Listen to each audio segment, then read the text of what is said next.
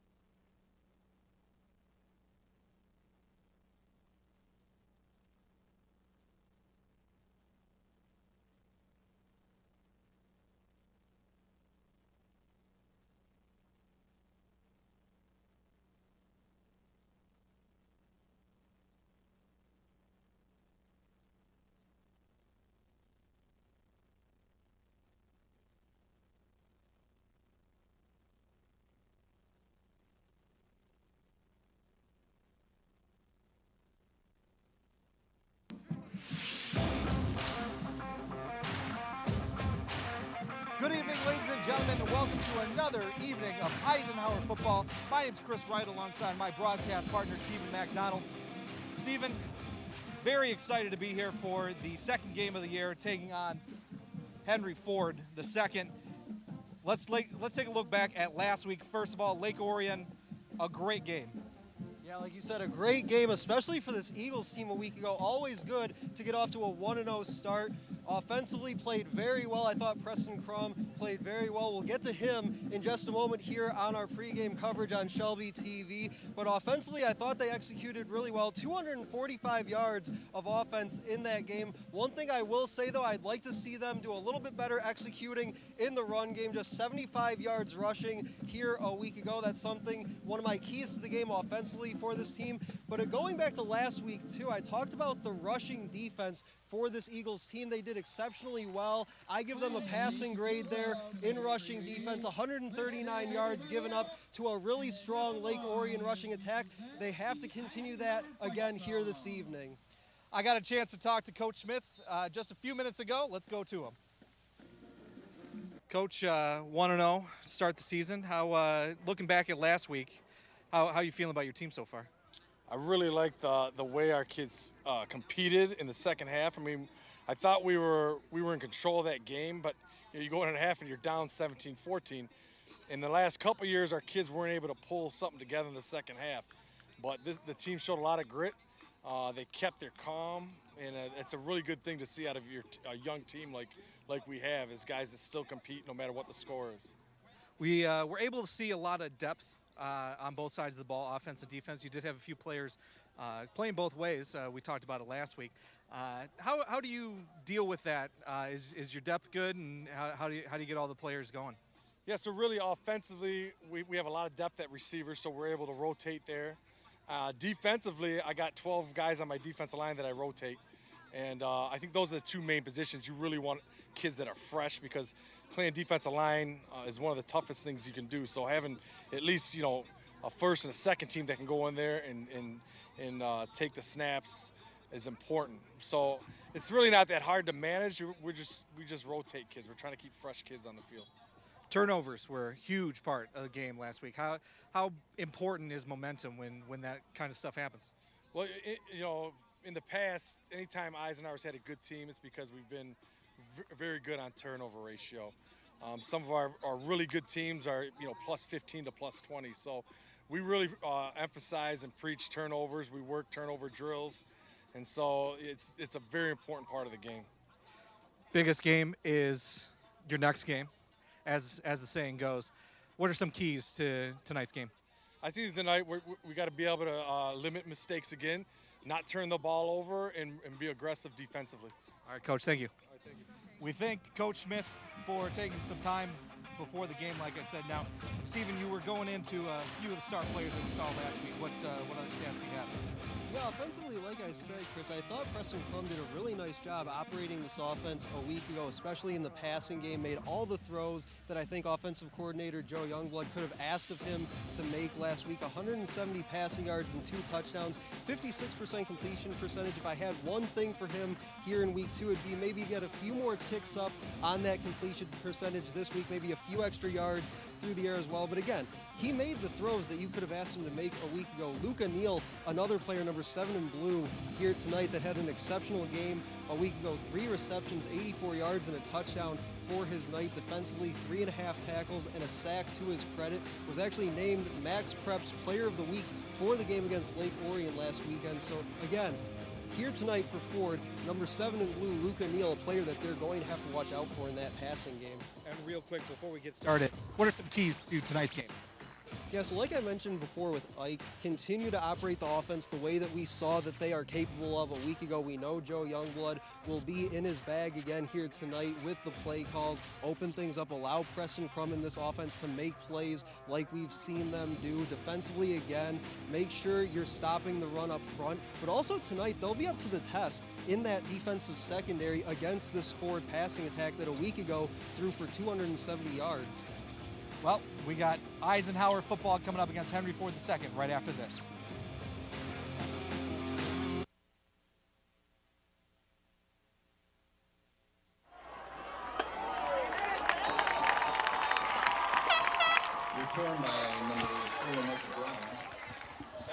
Welcome everybody to another spectacular evening. Eisenhower football. My name's Chris Wright alongside my broadcast partner Stephen McDonald. You can't have a nicer night. Yeah, it's another beautiful night, just like we saw last week. Really not a cloud in the sky overhead here at Swinehart Field, so really excited for week 2 in MHSAA football. Henry Ford's going to get the ball on offense first. See what their offense can do to start this game.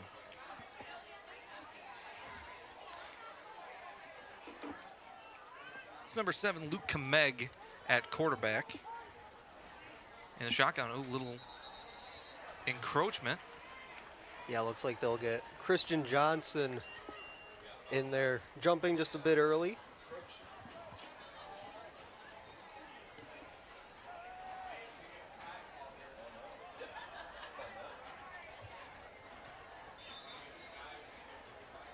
So not the best start if you're Eisenhower.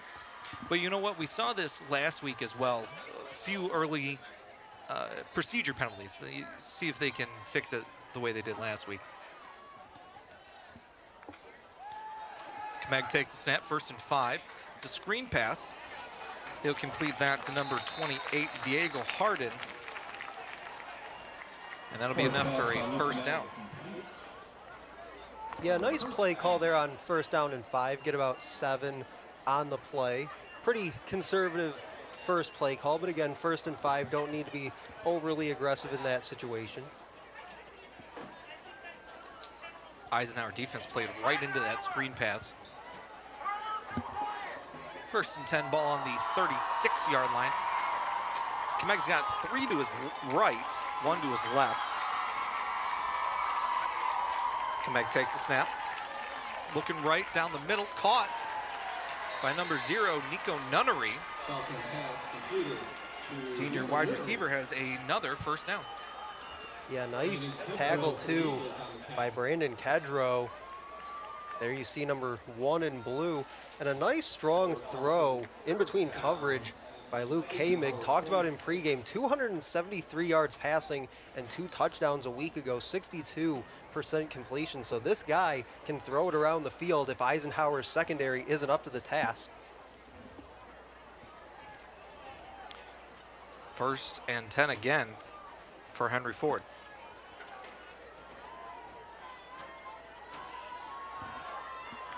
Kameg takes the snap, looking down the middle, throws it down the right, just overthrows his receiver that was intended for number 0, Nico Nunnery. It'll be the first second down of the game here for Henry Ford. Yeah, and you know what? I like that look coming from Kamig, looking for Nunnery. Had it there as he had Kedro by maybe a step or two there. But also one thing I noticed on that play was if he swings it out to the top of the screen to the running back, he actually has him wide open swinging out of the backfield. Nobody picked him up from the Eisenhower secondary. Two receivers on the left side of the formation, two on the right. Puts a man in motion. He'll take the snap. That was a quarterback draw for a loss. It's going to bring up about 3rd down and 12 now. And this is a very big early 3rd down for the Eagles defense. Ford has shown the ability to move the ball, especially through the air, here in this first possession of the ball game. So a 3rd down and 12, an opportunity to get off the field here for Eisenhower. K-Meg coming into the huddle. He's got the play from the sideline. Like I said, 3rd down and 12. Ball on the 48-yard line. And Chris, honestly, at this point, at this position in the field, I wouldn't necessarily hate it if they try to go for it on a 4th down situation here.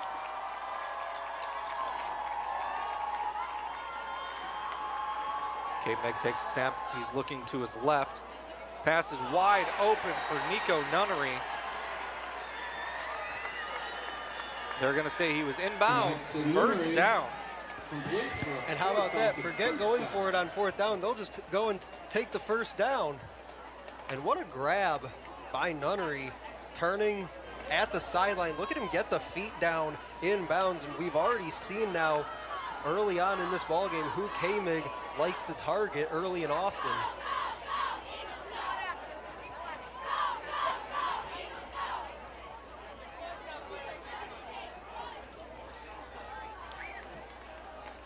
Nunnery's in the slot now. K-Meg takes the snap. He's looking left. He's going to roll out. Throws it. Caught. They're going to say incomplete. Out of bounds. That pass intended for number 4, Michael Brown. 2nd down for the Falcons. Yeah, Brown just couldn't get that foot down inbounds like Nunnery did on the previous throw to the sideline. But again, a nice throw from Kamig. Put it right where the receiver could get it. Also, if you look back at that play along that line of scrimmage, surprised that there wasn't a holding call against Luca Neal. Looked like he was being held as he made his way into the backfield. 2nd and 10 now. Ball on the 28-yard line for Henry Ford. K-Mig takes the snap. Big deflection. That was Cardamone getting up there for the swat. Cardamone made plays last week, and he's starting this game off right. Tried to hit the running back out of the backfield. Cardamone read it easily. And 3rd down and 10. You know what, Chris? I think defensive coordinator David Brzezinski was in his ear a few plays ago, said the running back was out of the backfield a few plays ago on that swing pass. Cardamone says, not this time. 3rd down and 10. The second 3rd down of this drive. And again, Chris, this is that bend but don't break mentality for this Eagles defense here. Okay, make another screen. He breaks a tackle, unable to break the second tackle. Looked like there was an offsides, but there was no flag on that play. Diego Harden with the catch. It's going to be 4th down and 7. And good job by Tayshawn Terrell rallying to the football. You saw the ball carrier, as you said, Chris, bounced off that first tackle. Terrell wasn't going to let him get away a second time. 4th down and 7 here. Michael Brown split way out to the top of the formation. K-Meg didn't like that. He's trying to change the play.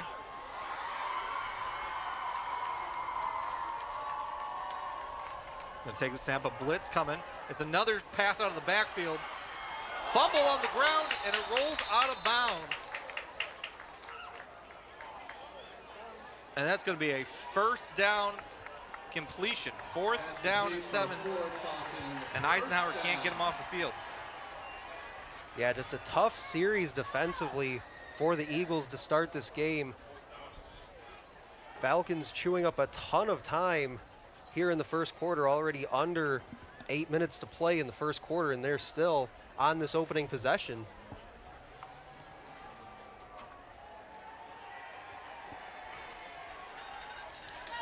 K-Mig's got 2 receivers on the short side, 1 receiver on the left.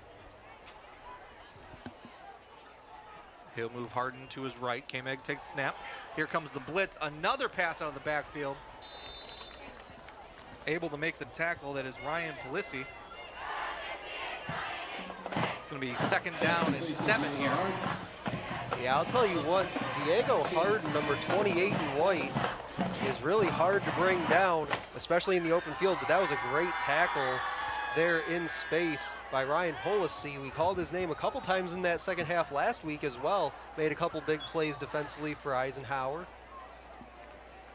And it's interesting too, Chris, when I watched some highlights of Ford's game a week ago, it was a lot of downfield vertical passing. This week a little more conservative, just trying to dump that ball off underneath, not necessarily trying to attack too much this Eisenhower secondary.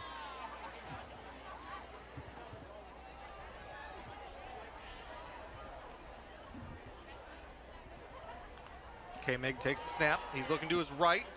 Picked off! Interception in the end zone by Terrell.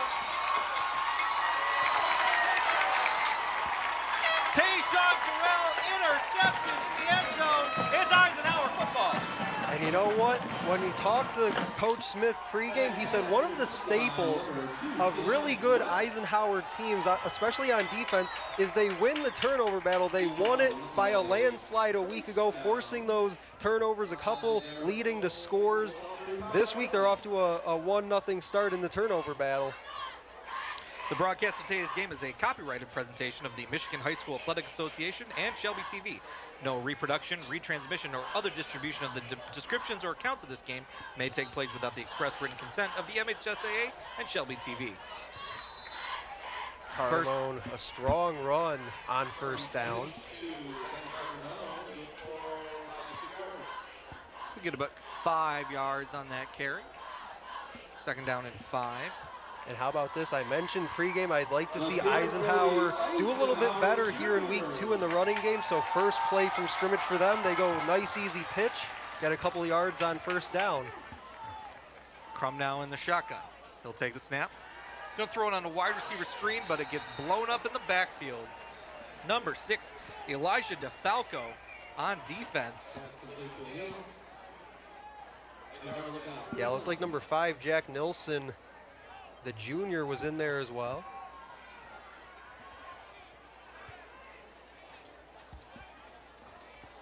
Now quickly 3rd and 9. We'll see what offensive coordinator Joe Youngblood dials up here. Don't want to just give that ball right back following the interception. You want to try and put something together here on this drive and capitalize. Crum can't get the snap, but he picks it up off the turf. Throw to Cardamone right up the middle, and he's still up. And finally knocked out of bounds at the 45-yard line. That is a first down for the Eagles. And what poise by Crum. Fumbled that snap a little bit, had to pick it up off his shoe tops, stood strong in the pocket, moved just a little bit to his left to make that an easier window to throw into. And how about the little sidearm right there, kind of off balance? That's a veteran composed move there by Preston Crum. Not a throw that I think in the previous years you would have seen him make. Crum takes the snap. He's looking to his left. He's going to throw this ball deep. He's got a step on him. Caught. Touchdown, Eagles! Hayden Bills.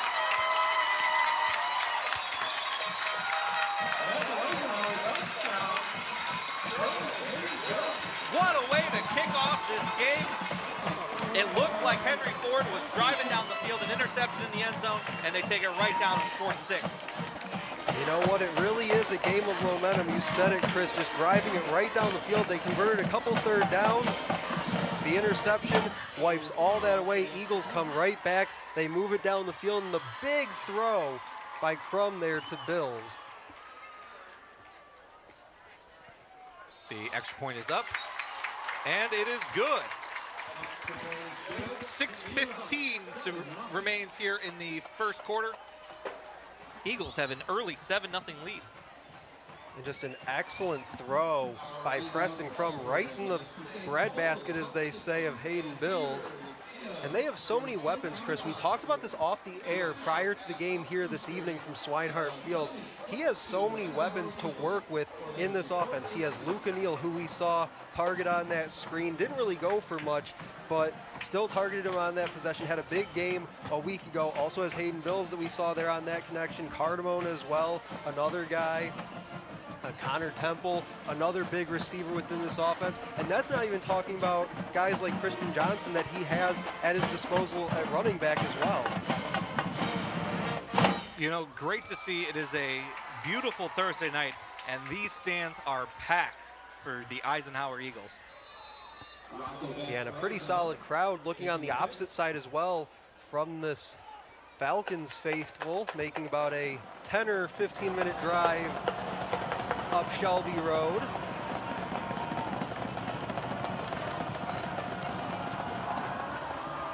Kick is away, and that will land in the end zone for a touchback. That'll be a touchback for Falcons. Kick the ball after only 20 yards. Now, how about that Eisenhower band? Let's hear it. Getting ready for their second drive of the game. Like we said, Henry Ford was able to march that ball down the field before that interception. 1 for 2 on third down, 1 for 1 on fourth down. Just making plays, and out of the backfield was probably something that the Eagles want to stop here coming up. Yeah, definitely. You said it. Looked like they need to address that here on this second possession and moving forward throughout this game. Saw the running back, number 28, Diego Harden, wide open a few times coming from the backfield, but a lot of their offense that first possession was running the ball, throwing that ball underneath on screen passes and swing passes. I'd like to see them attack more vertically, but the one time they did was that interception.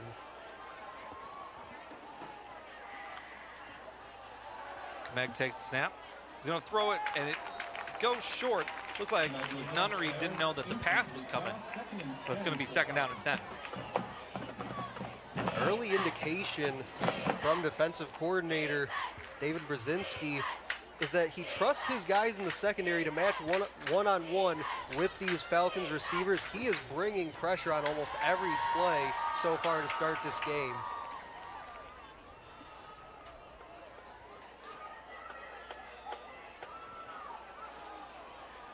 K-Meg is in the shotgun. Got 3 receivers to his left, 1 to his right. Harden in the backfield with him.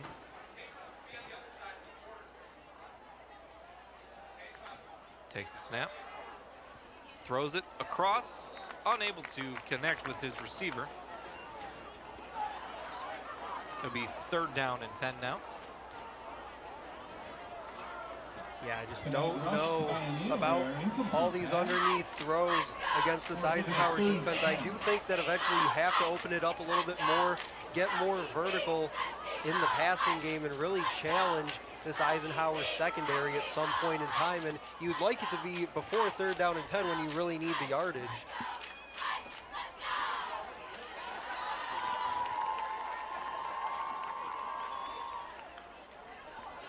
He'll take the snap, throw the wheel route, and he's going to slip on the turf, and that's going to be fourth down. That was Nico Nunnery.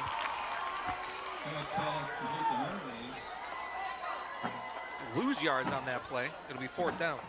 Yeah, and even if Nunnery's knee didn't go down as he caught that ball, Cody Raymond and number 4, Sammy Agnello, they were not going to let him out. They were both downhill in a hurry to the ball. Be fourth down and looks like 15. 15.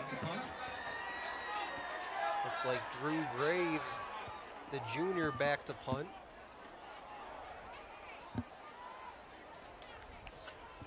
Punt is away. That lands at the Falcon 32 and takes a roll down to the 44, 43 yard line there. And a smart decision too by Tayshawn Terrell. Looked like for a moment he wanted to come up and try to field that ball on a hop, but once it sort of died right around that 35-yard line. He knew that that ball was not going to make it out to midfield, so just let it die where it is, and your team gets the ball now in plus territory, and no harm because he didn't try to go jump on that ball.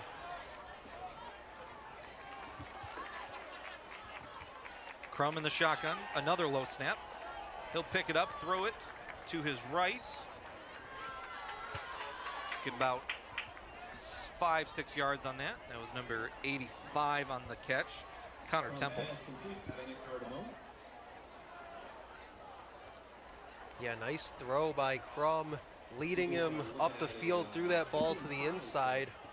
Knew he had the lane in order to make that throw, so we've now seen him target Temple, Anil, and Bills already in this game. 2nd down and 5. Crum takes a snap, he'll hand the ball off. Running to the left side. Unable to get past the pile there. That was Cardamone. It's gonna be 3rd down and 2 now.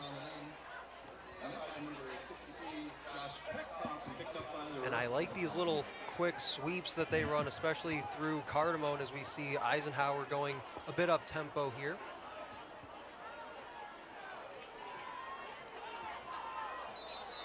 Put Anil in motion, but we got a flag now. It's gonna be offsides. Try the snap. Encroachment, number 60 on the defense. 5-yard penalty results in a 1st down. It's an encroachment on the Falcons. Automatic 1st down. Yeah, it looks like they went with a bit of a hard count there. Falcons may have been bringing some pressure, just got a little too antsy. Crum takes the snap, looking to his left.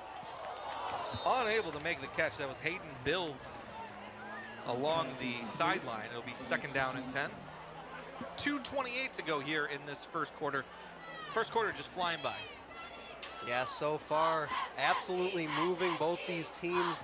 As we talked about pregame, slinging the ball all around the field with these two quarterbacks, Preston Crum for Eisenhower and Luke Kamig for the Falcons. Kamig earlier in this 1st quarter, if you're just joining us, throwing his 1st pick of the season. Crum takes the snap, he'll pitch it to Cardamone. Running down the sideline, still up, and finally brought down after a decent gain there. It's gonna be 3rd down and 1 now. And one thing, Chris, that I talked about last week with this rushing attack for the Eagles is you take a look at the replay from Cardamone on that last run. Those two guys, Cardamone and Johnson, they run hard. They're physical, downhill runners. They lower their shoulder to get that extra yards, but they're patient runners as well. You saw Cardamone hit that outside edge along the sideline, stayed patient, stayed in bounds, and was able to pick up 8 yards. Crum's got Terrell in the backfield. He'll fake the handoff. Looking, and he will get brought down for a sack. That is number 12, Joseph Nurke. Preston Crum taken down the backfield by number 12, Joseph Nurke. It'll be 4th down now. Not much doing on that play action pass. Crum looked like he wanted something over the middle. We saw him connect with Anil last week on a play like that over the middle. This time the pressure got in his face. He tried to make something out of nothing and got brought down. It's gonna be 4th down and 7, but we got a whistle here.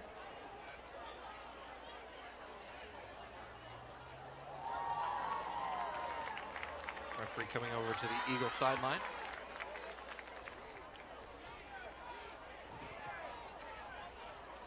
And we'll get the ready for play signal.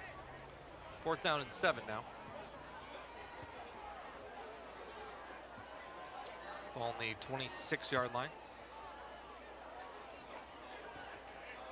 Takes the snap. Crum looking to his left. He's got his receiver, it's Luke Anil, for a 1st down. Crum's pass complete to Luke Anil.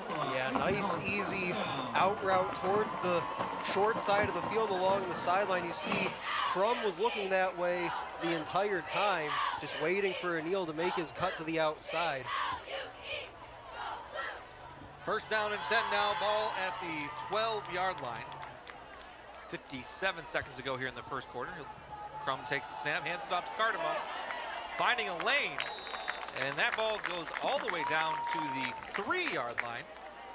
It's going to be 2nd and 1 now. They can still get a first down before they reach the end zone. Yeah, looks like they need about the 2-yard line, Chris. And again, that goes back to what I said a moment ago about the way this Eisenhower team runs the football. Cardamone meets that guy. Looks like that's actually Johnson on the run. Meets that tackler at the 5-yard line, and he lands down at the 3, just always pushing forward for that extra yard or two. You're right, Christian Johnson on that run there. Cardamone in motion. He'll hand it off to Cardamone. Touchdown! Touchdown, Eisenhower Eagles. Cardamone finds the lane right into the end zone. Scores 13-0 Eagles.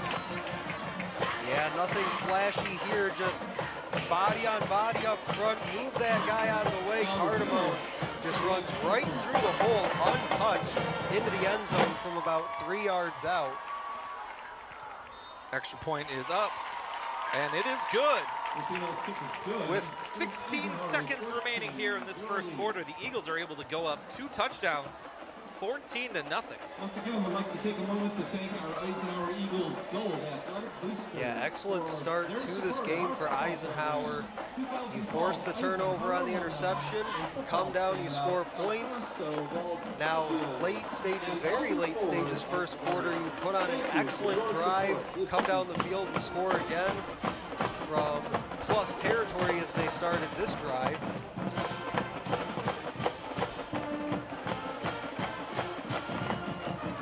As you saw the cheerleaders there, they're all wearing leis tonight. Yeah, looks like a Hawaiian theme here tonight from Swinehart Field.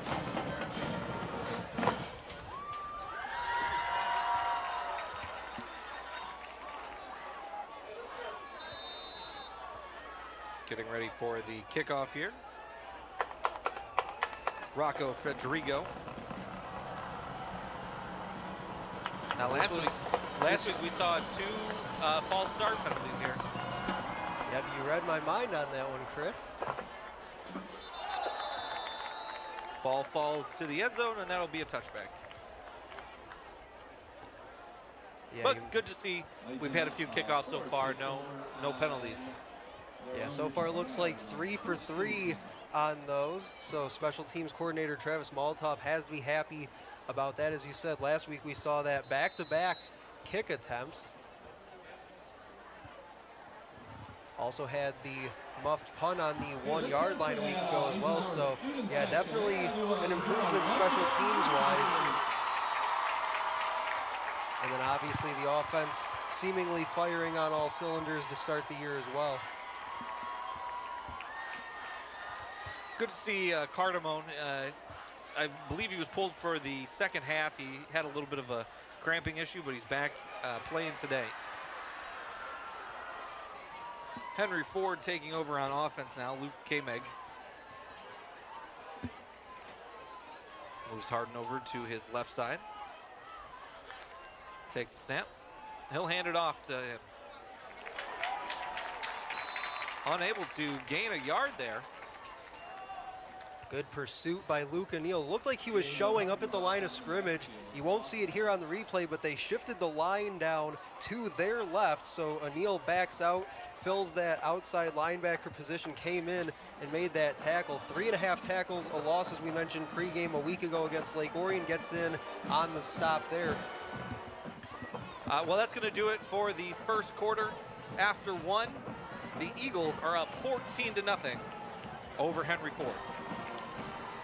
And as we have a moment, we'd like to thank Carl and Gino over at Esplendidos for their generosity and dedication to both Eisenhower and Utica football.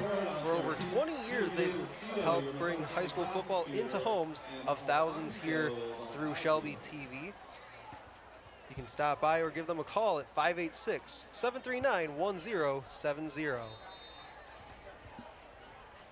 And each week here before our broadcasts on Shelby TV, always bringing some good food for us and the crew.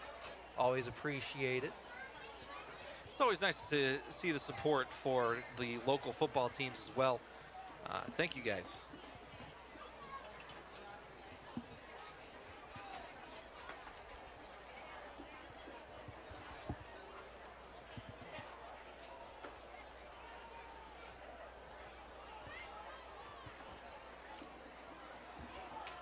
Now to start the second quarter, it's 2nd down and 11.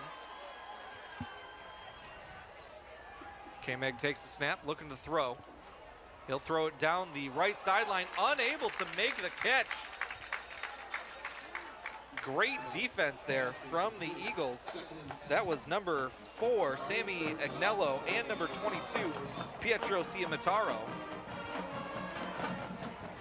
Yeah, it looks like the receiver, as he came down with that, took a little bit of a pop on his way down, partially why he couldn't hang on to it. From Sierra Mataro. 3rd down now and 11. 1 for 3 so far this game on 3rd down. Looks like Eisenhower showing a 3 safety look here on 3rd and long. Puts a man in motion, that's Jack Nilsson. K-Meg scrambling. He'll throw it down the sideline, caught, wide open. Was that man in motion, Jack Nilsson. It's gonna be a 3rd down conversion for Henry Ford. And what a great throw on 3rd down by K-Meg. Didn't panic, waited, had his eyes downfield. You see, gets out of some pressure on the run. Nice throw down the sideline. Just needed a little bit of a window to get that ball in there. That's one thing that's going to be really exciting as this game moves on, about these 2 quarterbacks here tonight, is they just need a little bit of a window and they can make that throw. 1st down and 10 now for the Falcons. Ball's on the 41-yard line.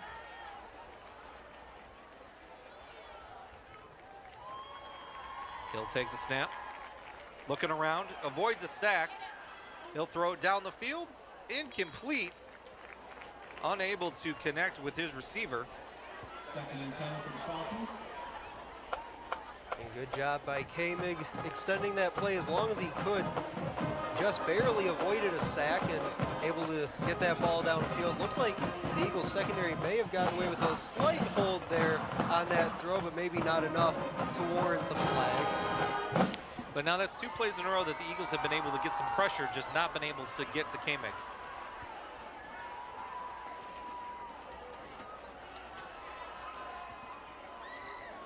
K-Meg in the shotgun. He's got 3 receivers to his left, 1 to his right. He'll take the snap. He'll throw it left. Unable to connect. That'll be 3rd down now. And I'm not sure if that was the pressure forcing an early throw, or maybe somebody to that side of the field ran a wrong route, but it looks like he throws this ball more to the inside, and yeah, it looks like they had a receiver cutting underneath, maybe just overthrew him. 3rd down and 10 for the Falcons. 2nd, 3rd down of the drive here. See if the Eagles are able to make a stop. K-Meg's got 1 receiver to his left, 3 to his right. Again, that 3 safety look for Eisenhower back deep. He'll take the snap, throwing it down the middle, incomplete. Pass intended for Jack Nilsson. It's going to bring up 4th down. 4th down for the Falcons. See what they elect to do here from the Eagles' 41-yard line. Looked like the pass was a little bit behind him. Yeah, a little bit behind him, a little bit high as well. Looks like K-Meg having a little bit of trouble dissecting that Eisenhower 3 safety look that they're throwing at him on 3rd downs. And again, you're in that position of the field between the 40s, really, where it doesn't necessarily hurt you to try and go for it, especially when you're in plus territory like this. 4th down and 10, here we go. They back off the pressure. Here, K-Meg takes the snap. Looking to his right, he'll throw it complete, but that'll be short of the 1st down. That is Eagle football. And that's one where if you're the coaching staff, you go to Nilsson and say, hey, maybe run 2 yards past the 1st down line, then come back on your break. That time looks like he ran to the 1st down mark, then came back. So maybe just a few more steps upfield before he makes that break. And you see there in the background, looks like the coaching staff telling him just that. Ike is going to take over now on their own 32-yard line. We're just past a minute into this second quarter. See if the Eagles are able to get some more points. They're up 14-0. Crum takes the snap.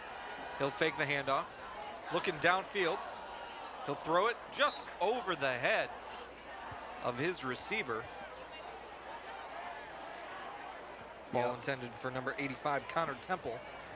Yeah, had Temple underneath, kind of a safe check down throw, just a little too much heat on that pass. Temple, a tall guy, but maybe just a little too tall even for him. Second down and 10 now. Crum takes the snap. He will hand it off. This is Christian Johnson. Able to escape some arm tackles. That's going to be a first down for the Eagles. Run of about 11 yards on that play. Arm tackling will not work against the ball carriers for Eisenhower. You see him hit that left side. A couple Falcons just trying to get their arms around him as he runs downfield, but at that point he's just dragging weight with him. Crum takes a snap. He'll throw the swing pass. That's Terrell. Running through, breaks more tackles, and finally brought down after a big gain there, about 15 yards out of the backfield. Tayshawn Terrell, first down for the Eagles. Eisenhower has athletes that they can get out in space, and Joe Youngblood will find ways to get these guys out in space. You see Tayshawn Terrell here, swing it out to him, let him put his foot in the ground, get north and south. Made a couple guys miss. Again, arm tackling is not going to do it here tonight against this Eagles offense. Cardamone in motion. We're going to get a whistle here. Timeout called by the Eagles. Timeout, Eagles. Their first of the half. Please join us in thanking Total Heart. Well, early on here in the second quarter, the Eagles offense seems to be clicking. Yeah, they've looked really sharp out of the gate here. We talked pregame. Preston Crum had a really nice game a week ago, really managed the game well, 170 yards a week ago. He's got to be getting up there already in passing yards here in this first half here tonight. A couple touchdowns a week ago, also has one, I believe, here tonight already. As you see, a good traveling crowd for the Falcons, especially the student section. The blackout. Concession stands is open.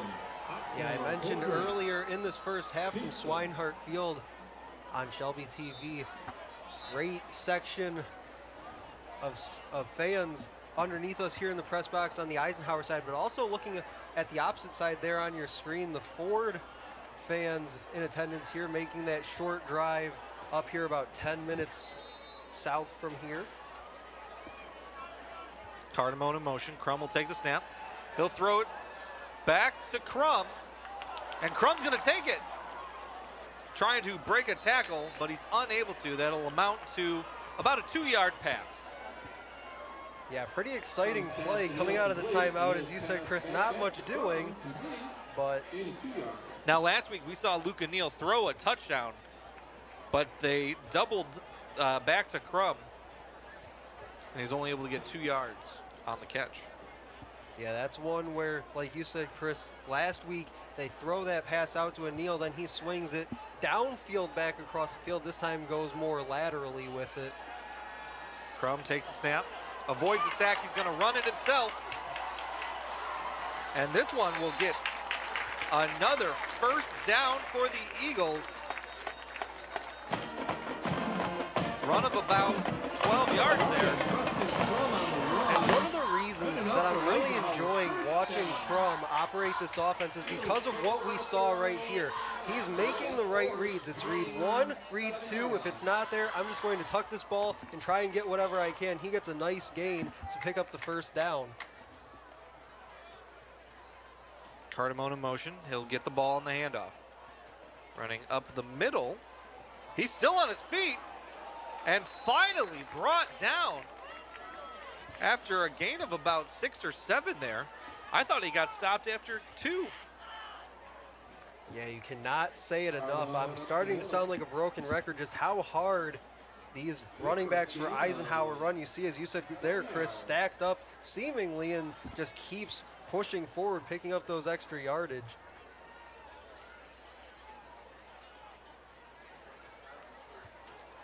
Crum now takes the shotgun snap, looking to his right. Down the middle, touchdown! Connor Temple right up the middle. This is a 20-0 game.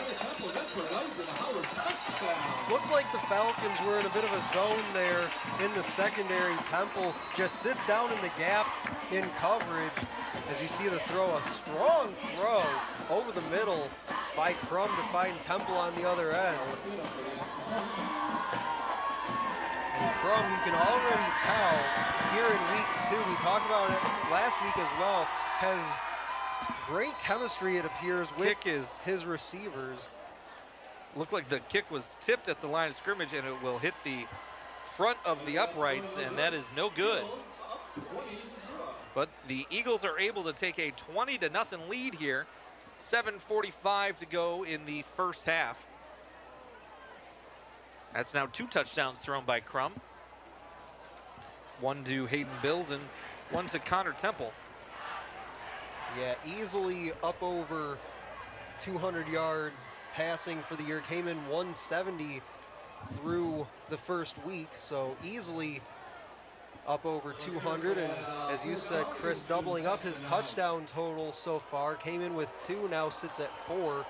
Still hasn't thrown an interception on the year, and we say it time and time again, he's making the throws that you want to see your quarterback in an offense like this make. And another example of that, the latest example of that, was the throw just a moment ago to Temple. Getting ready to kick this ball off, Rocco Fedrigo. You know, another thing that we didn't see on that drive, a 3rd down. Able to make plays on 1st and 2nd. Their offense has been extremely efficient through the first week and change of this MHSAA football season.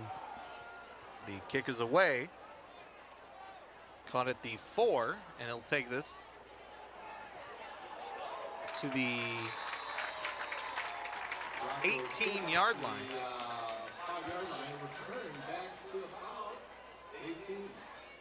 A return there of 14 for Nico Nunnery. And let's see what the Falcon offense can do here. And going back to your point, Chris, too, about not really seeing too many 3rd downs, especially here tonight from the Eagles offense, it's all about knowing the down and distance and just being able to understand what you're able to roll with your offense and what guys like Crum are able to execute. And so far, they're executing at a high level.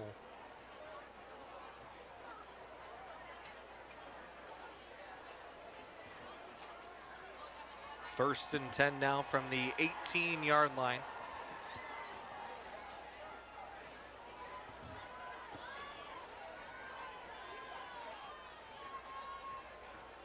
He'll take the snap. K-Meg rolling to his right, looking down the middle, just behind his receiver, Michael Brown, the sophomore. It'll be 2nd down and 10. And if K-Meg completes that pass, Brown can get to the sideline. He has extra yardage in front of him, but again, just a little bit too behind him. When he gets on the run like this, we've seen him throw that ball just a touch behind his intended receiver a few times now. If he can just put that ball a little bit more in stride, Brown had a chance. He could have gotten downfield for some big yardage. 2nd and 10 now for the Falcons. Eisenhower again showing that 3-deep look. Looks like Cardamone this time back deep. K-Meg takes the snap, looking down the middle.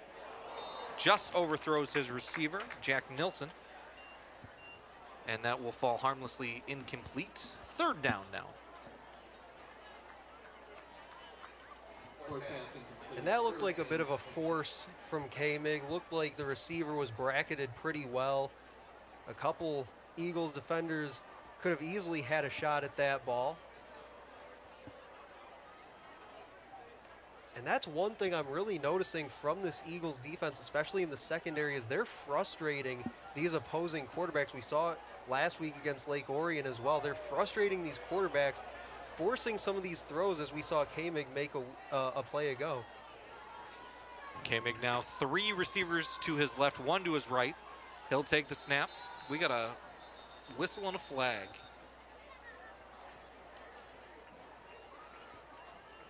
See what the damage is. Prior to the snap, false start on the offense, number 5.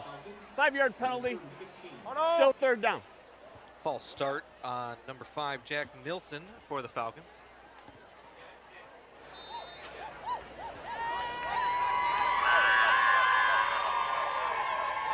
Great shot of the Ike student section. Like we said, it is Hawaii night. Good to see the spirit of this crowd. 3rd down and 15 now. K-Meg looking, he'll get brought down from behind. And that is going to be a 4th down. Coming up for the Falcons. Looks like Lorenzo Mocheri, number 23, coming off his block, getting to the football, being able to locate it well and bring down K-Mig. It's going to be no gain on the play, so 4th and 15 here for this punt.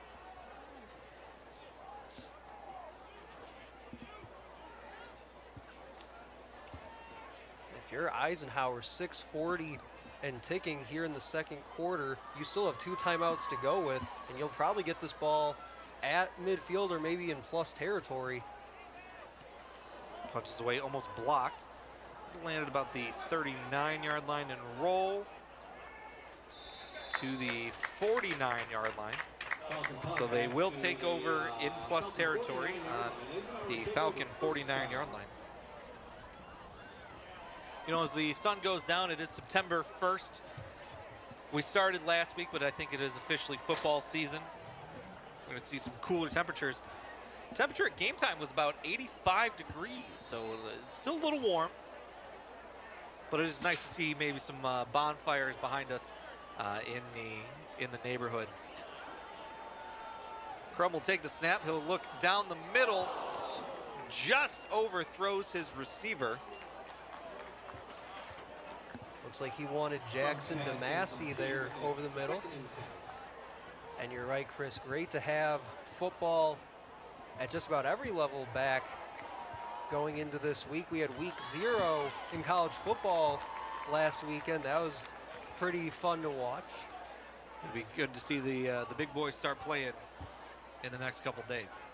Yeah, we got Michigan State tomorrow and then Michigan on Saturday. Crum will hand the ball off to Cardamone. Going up that's Christian Johnson again. He'll get pushed out of bounds. It'll be a 1st down. A big run from Christian Johnson. Yeah, Johnson knew where the sticks were, and he was determined to get there no matter who he had to run through. See, dragging a defender there, he's well out of bounds. Maybe took a extra little shove as he made his way out. Took a bit of exception to that. Ball on the 40, 1st down and 10.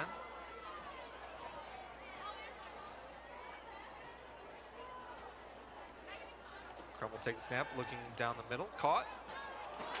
And gaining yards after the catch there. Then number 32, Cardamone. Yeah, how about the footwork by Cardamone on that catch? Just a couple steps, turns in, looks for the ball, and then puts his foot in the ground, makes that move. That ability to just stop and start the way that he did there. Very agile move. Another 1st down for the Eagles. Clock ticking now, just over 5 minutes to go, excuse me. He'll hand the ball off to Terrell. Terrell looking for a lane. Just running through those arm tackles. We talked about it earlier. Falcons not seeming to stop any rushing offense right now.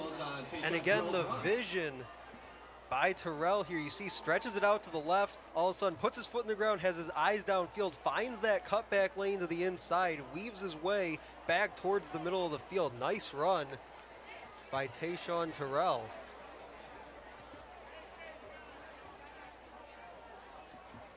First down and 10. Ball is on the 13-yard line. Crum will take the snap, looking for the end zone.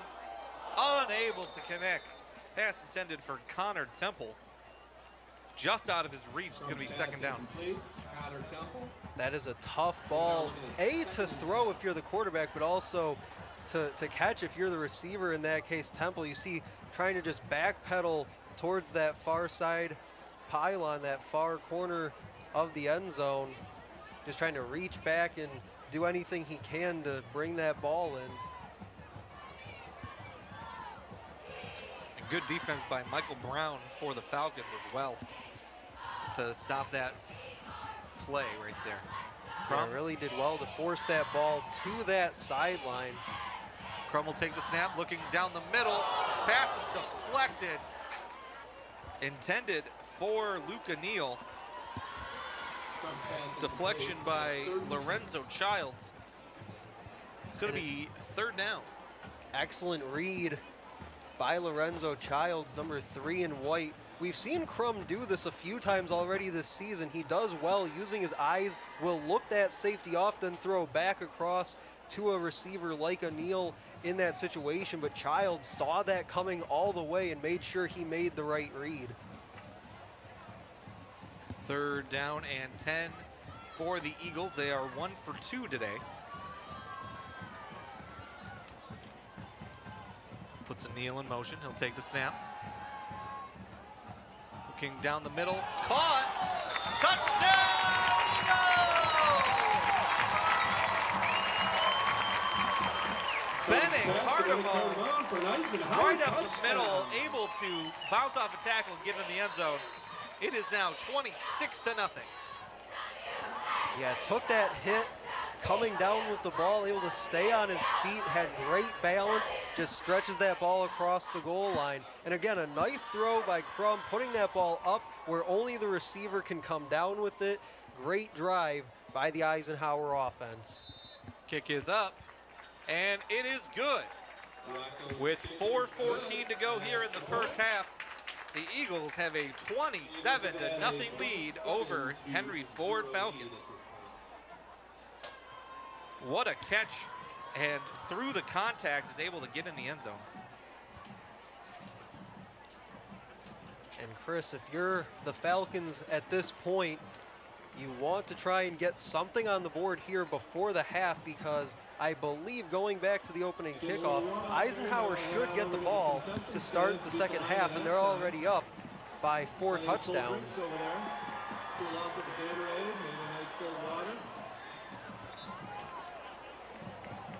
It is fun to see this offense clicking on all cylinders there. That is now 3 passing touchdowns for Crum. And that's just tonight.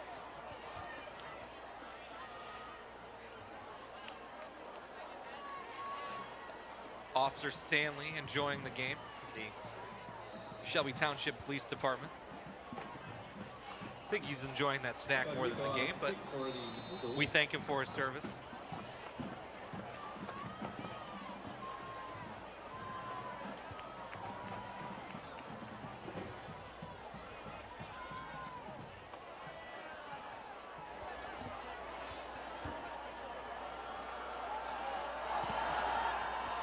Kick is away. Caught at the 9-yard line there. Trying to find a lane now. He slips. And he will be down. That was Nico Nunnery on the return. About a 6-yard return there. First down and 10 for the Falcons.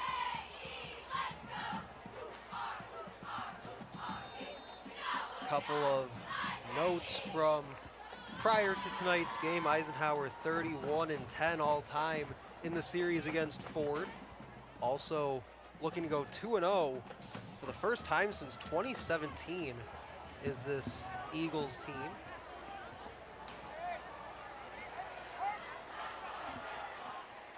K-Mig in the backfield. He'll take the snap. Little pressure, but it will slide down after a run of no gain.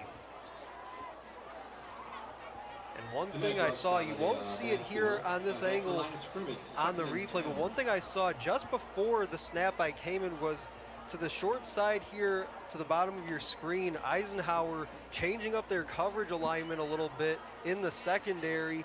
Kamen saw that pre-snap just as he called the snap, but again, Eisenhower doing very well on the back end, not giving him much to work with, so just tried to tuck it and get something out of nothing, but essentially ended up with nothing.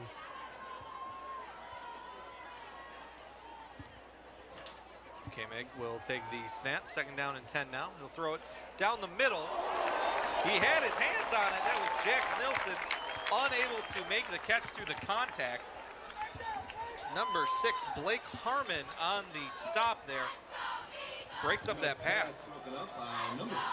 Harmon coming in with the shoulder. Nothing dirty there, shoulder to shoulder, just right at that point of attack, right at the catch. 3rd down and 10 for the Falcons. They are 2 for 6 today.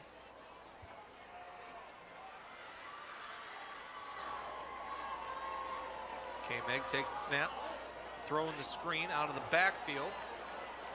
Is able to make a completion and get the 1st down.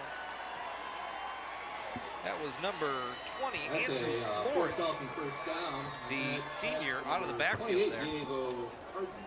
Excellent play call on 3rd down there by the Falcons. Eagles continuing to bring pressure at the line of scrimmage. Got in the backfield, although Falcons allowing them to get in the backfield on that setup screen, and good job by Florence to get to the 1st down. 1st down and 10 now for the Falcons. He'll take the snap. K-Meg looking downfield. He'll throw it to the sideline, caught. That is Nico Nunnery on the catch. That'll be another 1st down. Eagles again in the secondary, shifting that coverage a little bit to the bottom of the formation here. This time looked like they went with a bit of a zone look as K-Meg hung in there just long enough to find his receiver on the far side of the field. Clock is ticking, just over 2 minutes to go here in the 1st half. 1st and 10 now.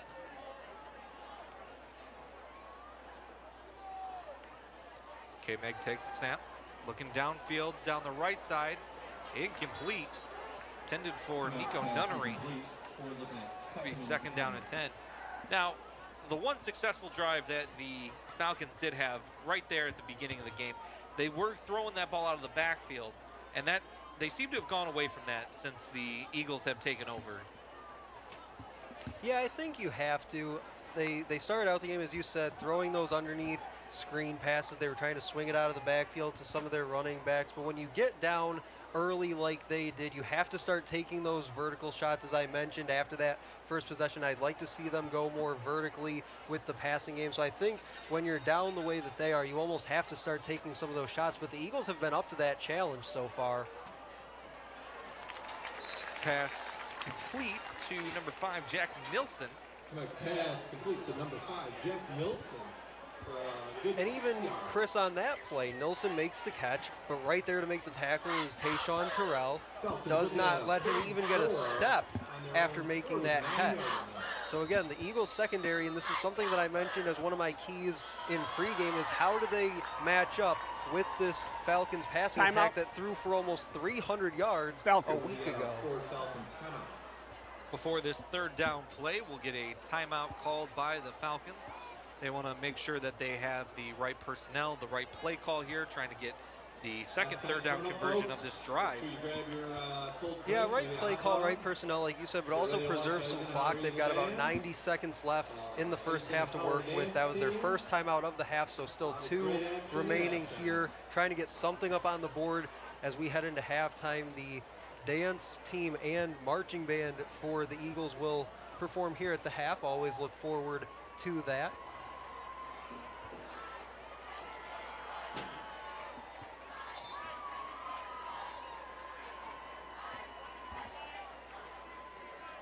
as we get ready here for this third down play. 3rd down and 4 for the Falcons. About at midfield.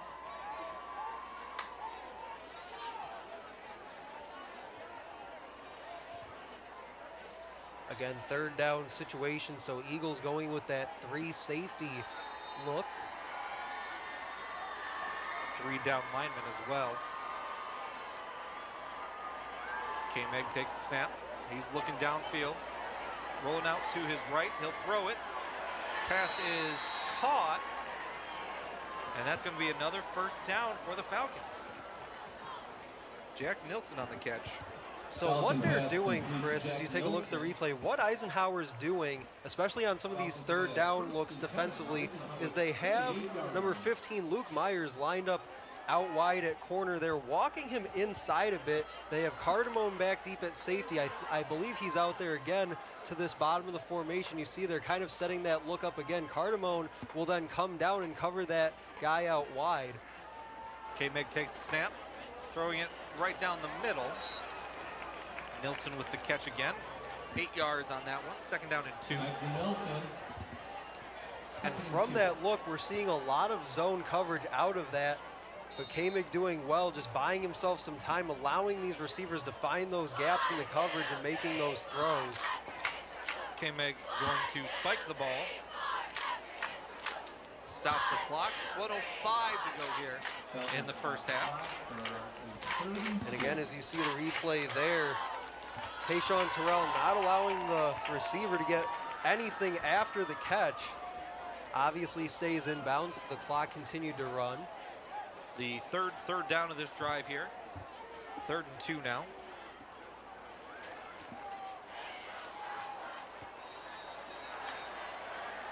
Looks like somebody moved along the defensive line. Before the snap, encroachment, defense, number 55. 5-yard penalty results in a 1st down. Encroachment there. Braden Poole, the junior. That'll result in a 1st down.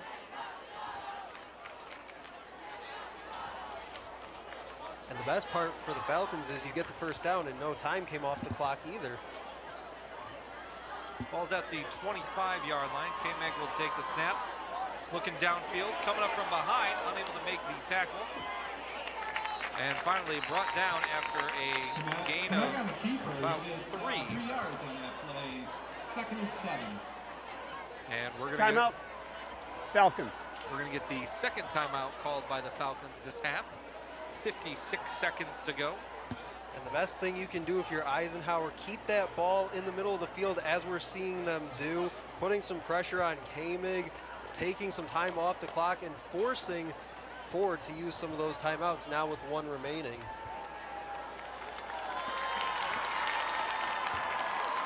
Let's hear it for those Eagles cheerleaders today, doing a great job.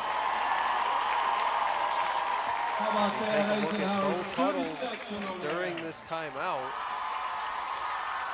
Again, as I said at the start of this possession for the Falcons, just trying to get something on the board before half, knowing that the Eagles coming out of the locker room will have the ball to start the 2nd half.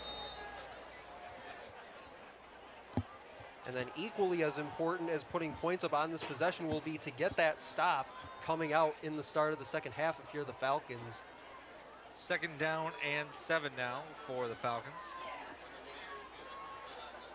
K-Meg's got 3 receivers to his left. He'll take the snap. Looking to his right now. He's going to roll out, pass into the end zone. Oh! So close to the interception. That was number 22, Pietro Ciamataro. It'll be 3rd down and 7 now. And a tough throw, and obviously dangerous throw, as you'll see on the replay. Rolling to his right, tries to throw back across to the middle of the field to his left. Obviously a right-handed quarterback, so throwing that a bit across his body. Doesn't get as much on it as I think he wanted. It was definitely on target, but just not enough allows the safety to come over and try to make a play on that ball. 3rd down and 7 Again, the third down of this drive. K-Meg takes the snap, rolling out to his right, throws it down the sideline, caught. That was Nunnery. Falcon first down to Nunnery. Looked like a bit of a double clutch by Nunnery. Tried to secure that ball. Timeout, Falcons. We have a Ford Falcon. Ford will use their final timeout of the half, so 42 seconds to go and no timeouts to work with. So at this point, you have to hope, if you're the Falcons, that they can put this ball in the end zone before time runs out on them. On the flip side for Eisenhower, you're trying to get this thing to the locker room. Try to maintain that shutout that you got.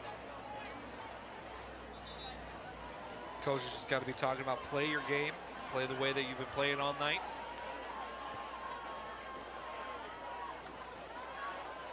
Yeah, so far for me, Chris, through about a game and a half to this point on the season, really impressed with the way this Eisenhower team has come out to start the 2022 campaign. But as we talked about before the game here today, once they get into MAC Red, things could change in a hurry. So as the season goes on, I'll be interested to see how this Eisenhower team plays. K-Meg takes the snap, throw to the end zone. Incomplete, just too high for his receiver, Jack Nilsson. That'll move it to second down and goal. Clock stopped at 38 seconds here. Yeah, clearly 4-down territory for the Falcons. Still plenty of time left to get a couple plays off. But obviously the goal at this point in the game, try to put this ball in the end zone. They tried to do that there on the last play, just couldn't connect on it. We'll see what they come up with here on second and goal. K-Meg's got two receivers to his right, one to his left.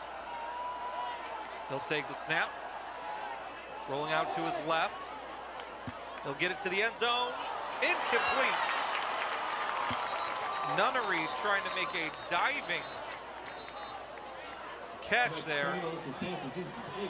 We got looks like we got a flag on the field. Yeah, looks like right around the 11-yard line. So we'll see what that is.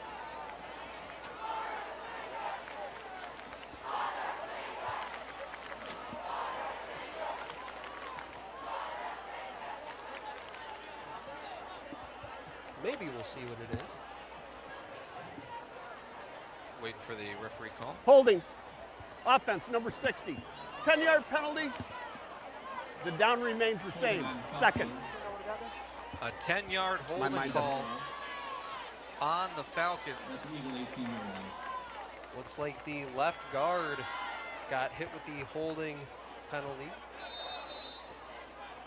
And I like the throw by K-Meg there, had a man in the back of the end zone, but I would have liked to have seen him also maybe try to tuck that ball and try to make it a foot race to the end zone. K-Meg will take the snap. He'll keep it himself, trying to stay behind the line for a throw. See what the call is. Intercepted by Bennett Cardamo.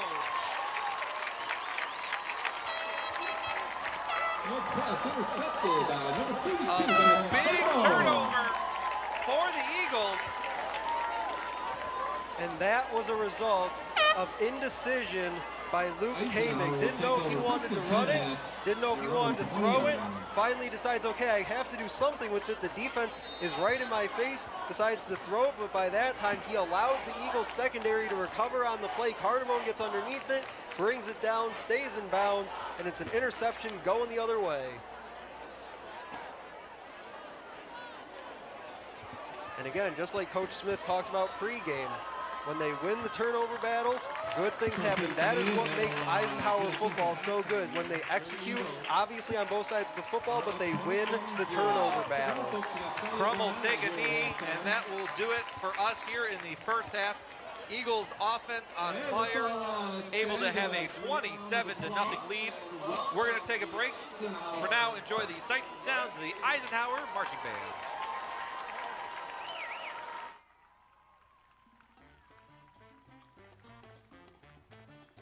We would like to thank Esplendido Mexican Cuisine for their 20-year sponsorship of both Utica and Eisenhower football coverage.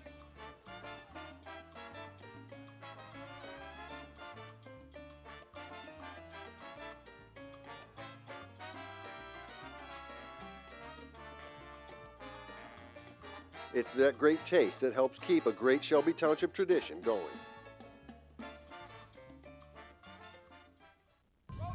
You're up.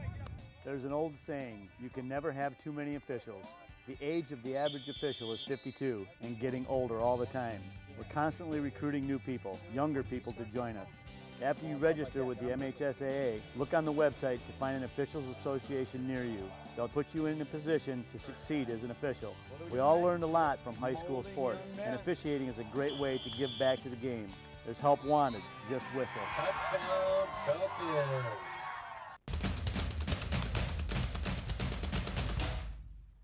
As the voice of Michigan student athletes, the Student Advisory Council's role is to convey the message of how high school sports are supposed to be played.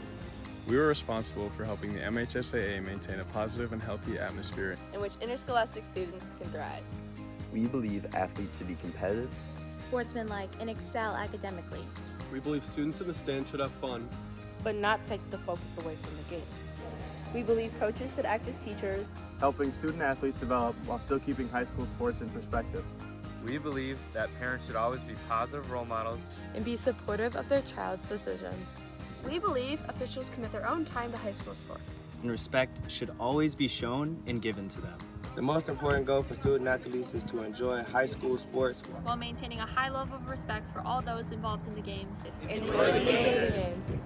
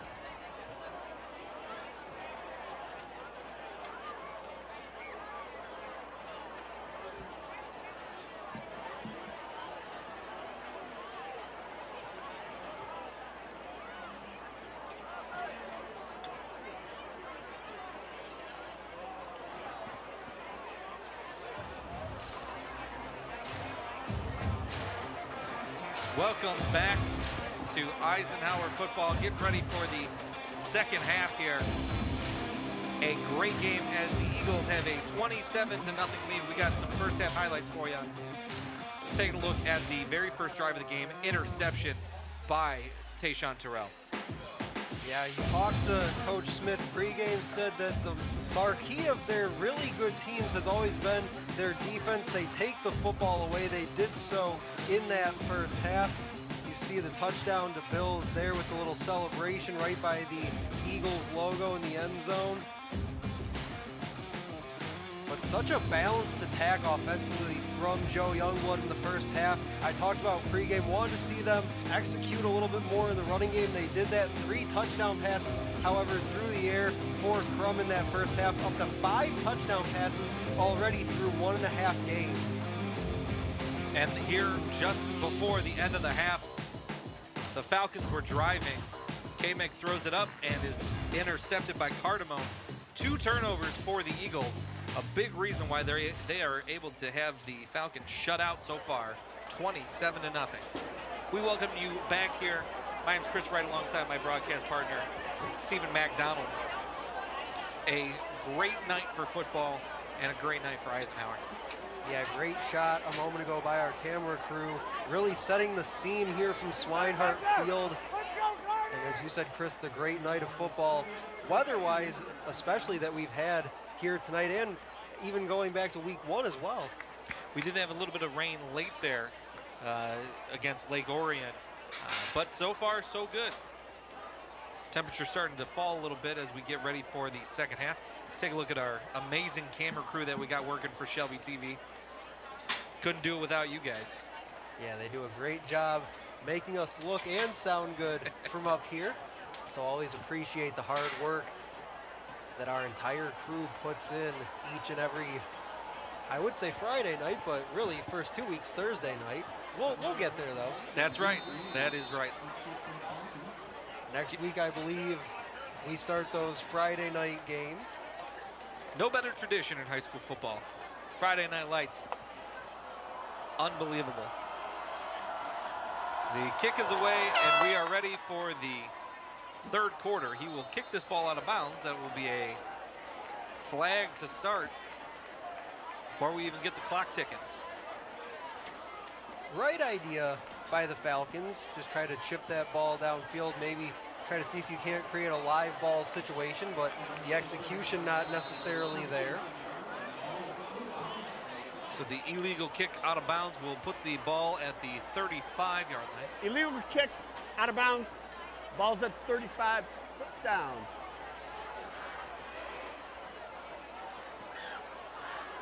And Crum still under center here for the Eagles. He'll take the snap, pass it up the middle to Cardamone. He'll juke one defender and get run out of bounds at the 45-yard line. A big catch and run for Cardamone. Yeah, I highlighted a play from Cardamone back in the first half where he showed off a little bit of footwork after the catch. Does it again here on this first play to start the third quarter. Almost looked like the same play as that play from the first half as well. Ball at the 47-yard line, 1st and 10.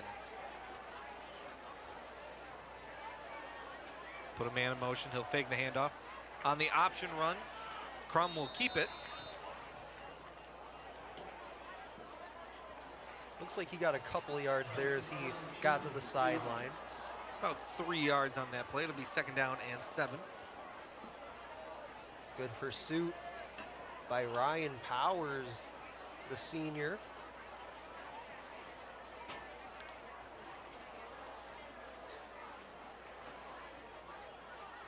Here they come out for their 2nd down play. Crum in the shotgun. He'll put Cardamone in motion. Takes a snap. Fakes the handoff to Johnson. He'll throw this ball deep. He's got a man caught. Connor Temple diving out down to the 5-yard line. A beautiful throw, a beautiful catch, and it's 1st and goal for the Eagles. You said it, Chris. Beautiful throw, beautiful catch. At this point, if I'm nitpicking this play, if he throws that ball more to the inside, it's an easy pitch and catch touchdown. But again, that's nitpicking. That is an excellent throw. Has his man, has a step on his defender. And we have 1st and goal, not even 2 minutes into the third. Crum takes the snap. He'll hand it off to Johnson. And that is a touchdown, Eagles! Christian Johnson with the 5-yard run to end this drive. 33-0. The Eagles have taken the lead. And that is just about as easy as you can do it on an opening possession to start the second half. A couple yards here and there on those first few plays. Then they take that deep shot, put it in the end zone with Johnson on the 5-yard run. Now they're going to go for 2, try and make it 35-0. And Chris, as you were telling me at halftime, that's a pretty significant number. Well, let's see if they get it here. 2-point conversion. Crum looking to throw it. He's under pressure and gets taken down. A big sack there by number 42, Ryan Powers. Unable to get the 2-point conversion, but if they were, that would have been 35-0. And in Michigan high school football, up by 35 in the second half is a running clock. But as you see the replay there, number 33, Christian Johnson on the touchdown run. And you know what? Offensive coordinator Joe Youngblood has to feel pretty good about the way his offense looks. He has the playbook essentially at his disposal. He can do whatever he wants. He can call whatever he wants. And this offense is going to come out and execute it the way that he wants it done. As I've said time and time again, Preston Crum is making the throws that you want him to make. And here tonight, they've shown an improvement in the ground game from even a week ago. It took them a minute 50 in game time there to go 65 yards for the touchdown. That illegal kick out of bounds really hurt the Falcons on that drive. Yeah, it gave them a few extra yards to play with at the start of that drive. But when you talk about what makes Eisenhower football teams so good, it's being able to do exactly what we're seeing them do through this first game and a half, really, of action. They're putting points up on the board. They're putting points up in a hurry. As you said, a minute 50 off the clock there, but defensively as well. They're getting stops when they need them, and they're getting turnovers at very opportune times. They're executing at such a high level, and that's not something that you could say a year ago this time. Kick is away and will land into the end zone for a touchback. like Chris, we talk about it, you have to understand, this team won one game a year ago, and they are well on their way to going 2-0 for the first time since 2017. An interesting note about that team back in 2017, they didn't lose a game until the regionals of the playoffs. That was their lone loss of the season. They lost by 3 to, I believe it was West Bloomfield in that regional game. A lot of great precedent for this Ike team. And especially coming off these last 2 years, 3-13 their last 2 years coming into this year. So really good momentum if they can start off the year 2-0. K-Meg takes the snap. He'll throw the ball. Caught out of the backfield and a big open field tackle. The pass was caught by Diego Harden and taken down by Cody Raymond, the junior, coming from the linebacker spot. And Raymond, with that hit, personifying the swagger, the attitude of this Eisenhower team coming out of the gates here in 2022. They are coming for you, and they are coming in hot. This is going to be a fun team to watch this season. And a very important point, a lot of these starters are juniors. We get to see them for the next 2 years. It's going to be a fun team to watch. Gain of 1 on that play. It's 2nd and 9. K-Meg looking to his left, incomplete. Pass intended for Lorenzo Childs. It'll be 3rd down and 9 now for the Falcons. And I did mention this back in the first half. I want to reiterate this again. The MAC Red is its own beast in its own right. So in a couple weeks when we get into that MAC Red schedule, things can definitely change in a hurry. I talked about it last year on the broadcast as well. Every week in the MAC Red is an absolute dogfight. You have to be able to bring your A game each and every week. But this is a really good opportunity for this Eagles team early on in the season to get their confidence up heading into that MAC Red challenge. K-Meg takes the snap. Looking down the field, he's going to run it himself. And he will get taken down at about the 28-yard line. It'll be 4th down and 2. Let's see what the Falcons decide to do here. Looks like they're going to punt. That's Drew Graves, the punter.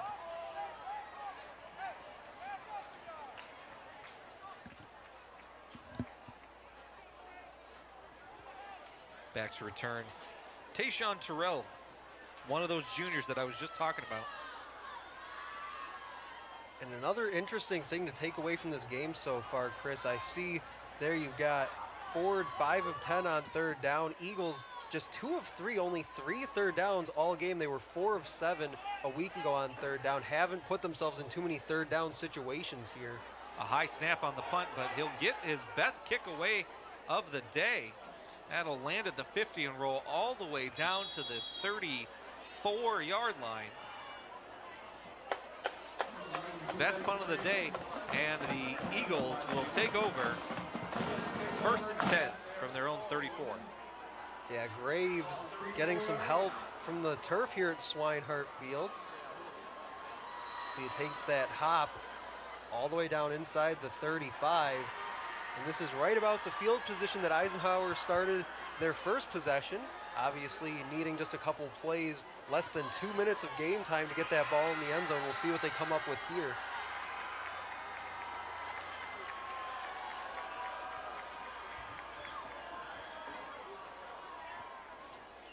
Cromwell will take the snap, fake the handoff. Rolling now, he's going to keep it. Went for a slide, but got hit. That is a no gain on the play, 2nd and 10. Looks like he might have got hit a little bit up high on that slide, maybe doubtfully intentional.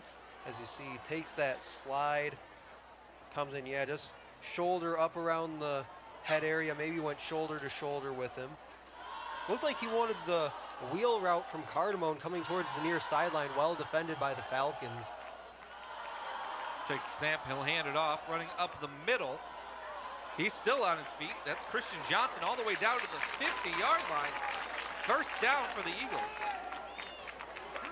keep the feet moving, lower the shoulder, good things will happen. He gets about 5 extra yards on that run because he just keeps his feet moving, has that good low center of gravity, just keeps driving forward.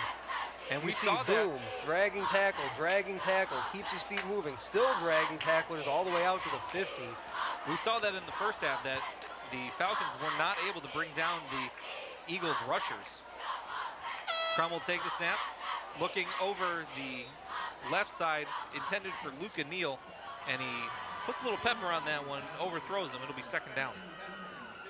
Sounds like this Eagles student section really getting into the game here in the third quarter. A bit of an errant air horn I heard on that last snap.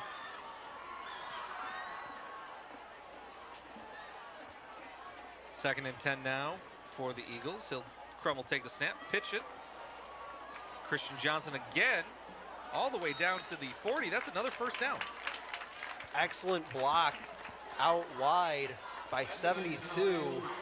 Charles Cartwright, the senior, got all the way to the second level, had his man easily 5 to 10 yards downfield as you'll take a look at the replay. Look at him there, number 72, all the way downfield, working on his block. Allowed Johnson to get to the first down. First and 10 from the 40. Crum takes the snap. He'll throw it out wide. Caught by number 19, Jackson DeMassey. And he'll get about 8 yards on that play. Second down and 2. Excellent pitch and catch screen. DeMassey looks like his helmet came off. We'll see if he stays in the game or not. Looks like he will check out. Looks like Hayden Bills will come in for him for a play or two. Johnson checks out as well. But that's one of those plays, if you're forward, you're so concerned with that vertical passing attack, you're able to just swing it out wide to your receiver and he makes a play. Terrell takes the handoff, running up the middle, able to get 2 yards, and that is enough for another Eagle first down. And another tough break for Ford defensively. Has the play in the backfield against Terrell. Couldn't bring him down. Looked like he made an attempt at an arm tackle. See there, shakes the tackle. Able to get upfield, pick up some yardage for the first down. Clock is ticking now. Just over 5 minutes to go here in the third quarter. Crum will take the snap. Looking downfield, he's going to keep it himself right up the middle. He's still up. Nobody touched him for about 10, 15 yards. And he gets all the way down to the 6-yard line for a first and goal. That is one element to Preston Crum's game that I hope as the season goes along, they start giving him more design runs, because as we see on this play, he can tuck it and run. He has good instincts. He has his eyes downfield, finds the open lanes, drops that shoulder around the 10-yard line, falls forward just like one of these Eisenhower running backs. Ball down to the 6-yard line. Crum takes the snap, he'll hand it off. Running on the right side, Christian Johnson, touchdown!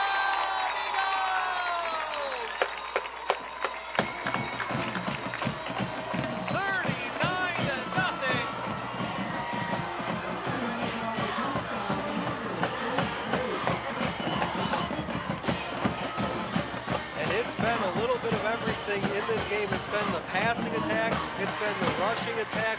Whatever they've wanted to do offensively, they have gotten it done on that side of the ball. It can't get more balanced than what we've seen tonight between the run and the pass, and that's something that I said pregame. I wanted to see them get a little deeper into the rushing game, just 75 yards rushing a week ago. They're well over that here tonight. Great rushing touchdowns from Cardamone and Johnson tonight. Take the snap, kick is up, and it is good.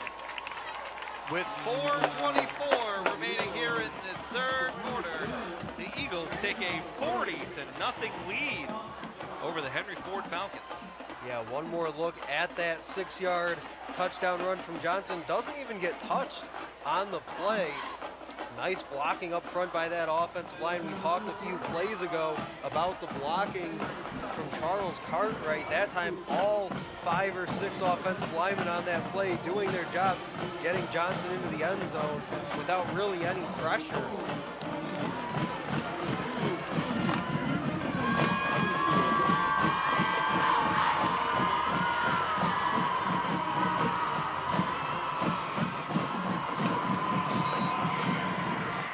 As you see the cheerleaders in front of the student section. It's again a After great the touchdown crowd. Unsportsmanlike conduct on the offense, number 55. The 15-yard penalty will be assessed on the kickoff. Braden Kroll, unsportsmanlike conduct. And you know Coach Smith doesn't want to see that. Yeah, Kroll having maybe a little too much energy here tonight from Swinehart Field. Week 2 of MHSAA football on Shelby TV. Got called for an offside earlier on in the contest, so coaching staff might have to go to him and say, hey, just take it down a few notches. We know we're up by 40 here, but let's try to still execute at a high level. A sky-high kick caught at the 45 and immediately brought down. And as we said before, now Michigan High School rules with the lead now to 40. The clock will continue to run through the plays.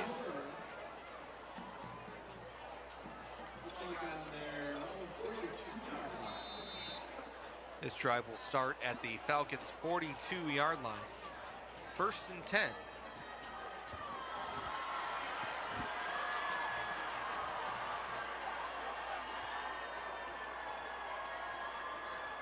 Already looking like Eisenhower subbing in a few of those second unit guys defensively. K-Meg takes the snap, looking downfield, trying to get through his progression. He'll throw it down deep. Pass is deflected. A perfect play on the ball by number 22, Pietro Ciamataro. He's got an interception today, and he's been playing lights out. Yeah, you spoke to Coach Smith during your pregame interview, talked about the depth of this team, especially on the defense. We're going to see that here, looks like, in the second half. We saw that again last week in the second half against Lake Orion. Sierra Mataro, though, does get some reps with that first team secondary on defense, comes up, makes the play there.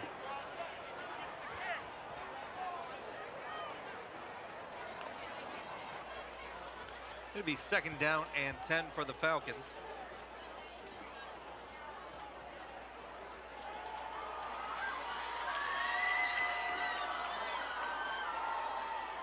K-Meg takes the snap, looking downfield. He'll throw it to his receiver, caught.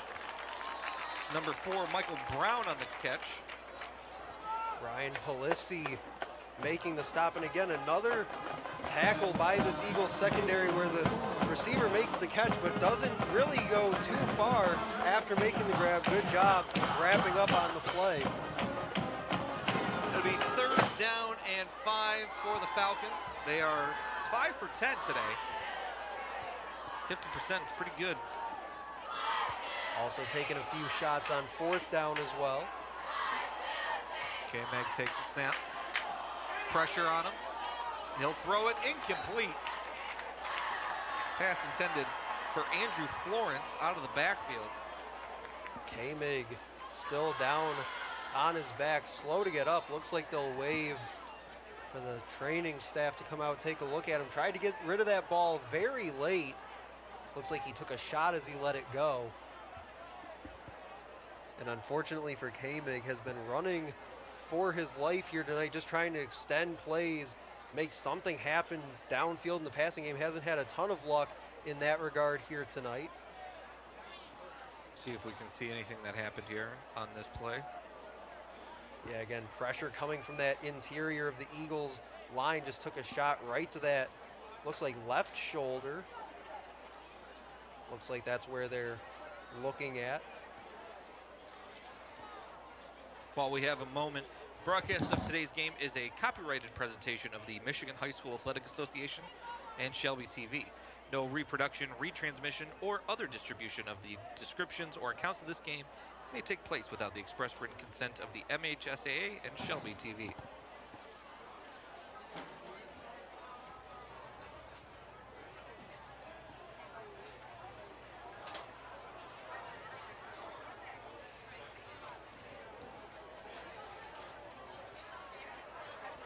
as K-Mig makes his way back to his feet, you hope, if you're the Falcons, nothing serious. This is one of your seniors. This is your starting quarterback. He's played well so far this year, especially going back to week 1. We talked about 270 yards passing in that first game of the season, albeit in a loss. But still, this is a guy that you can't afford to have miss significant time, so you hope that whatever that injury was, looked like they were checking out that left shoulder. You hope that's nothing significant. It's heartbreaking to see a senior like that if he's going to miss some time. You see the Henry Ford student section. Got some coordinated lights. I saw some smoke earlier. Yeah, it's always fun seeing what these student sections come up with at these games, whether it be the themes or doing different things like that. With looks like their cell phones, using the flash on their cell phones. Always a great environment here at Swinehart Field. Clock is rolling again, and we are ready for a punt.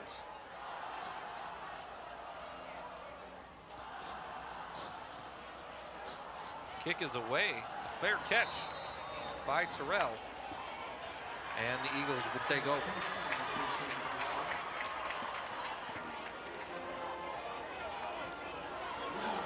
And Chris, as we head to this 4th and final quarter of play here in just a second, game pretty much at hand for the Eagles.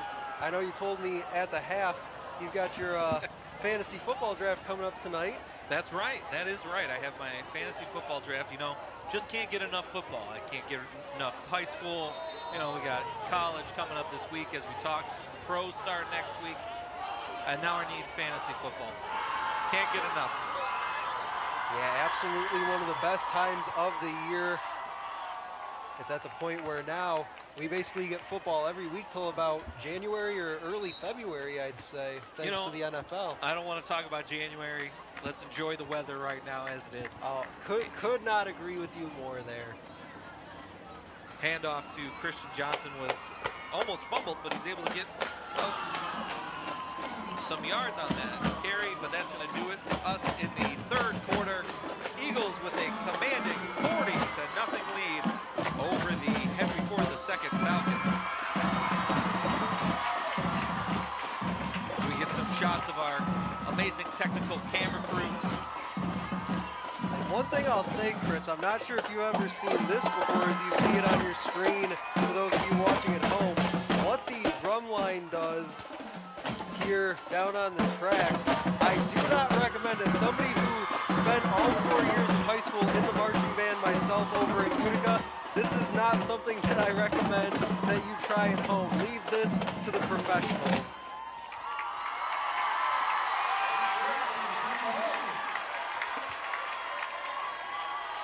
You just cannot match the atmosphere anywhere else, but right here. It's going to be 2nd down and 6 now for the Eagles. See how many starters come back. Looks like they're sending out Brandon Kedrow to line up at quarterback. He'll put a man in motion. He'll hand it off. It's number 31, Noah Smith, the junior. He'll get a couple yards on the carry.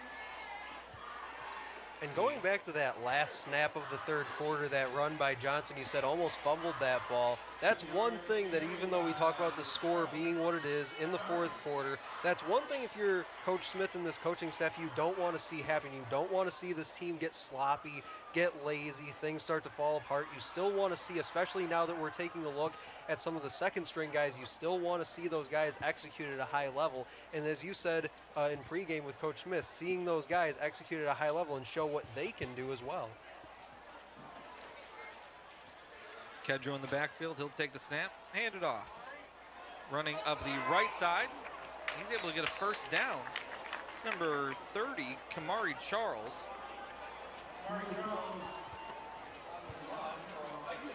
Good 3rd down conversion there for the Eagles.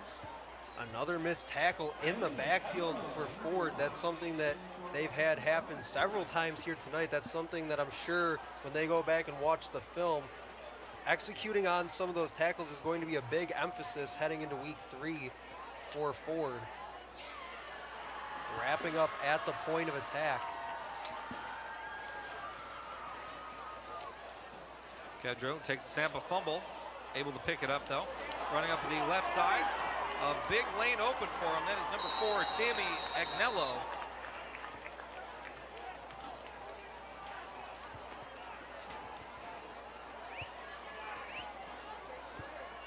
See if they're going to give him a first down, or that's going to be a that will be a first down. And their second fumble, luckily neither of them have been lost, but second fumble really in the last 2.5 minutes or so of game time. Again, you don't want to see this team get sloppy. You want to see them still come out and execute at a high level. Kedro in the shotgun, he'll take the snap, he'll hand it off. Tripped up, fumble. Eagles are saying that he was down, and the officials agree. Yeah, far side official came in, marked that as down. It looked like the ball may have caused, or excuse me, the ground caused that ball to come out. Kamari Charles on the run, he'll lose a yard. It'll be second down and 11. No, he was definitely still moving, but there is no replay challenge here in high school football. So yeah, that's just a perk for us up here in the booth. But again, the third time they fumbled the football, there's no real reason, again, now number 4, but there's no reason to be stretching that ball out like they did on that last run. Just go down, swallow the ball, and again, you see it there on the fumbled snap. Kedro's able to pick up that fumbled snap, get about 4 yards. It'll be third down. Clock continues to run. 8.5 minutes to go here in this game. And that time it was just a bad exchange. Tried to put it into the motion man's stomach, didn't quite get it where he wanted it.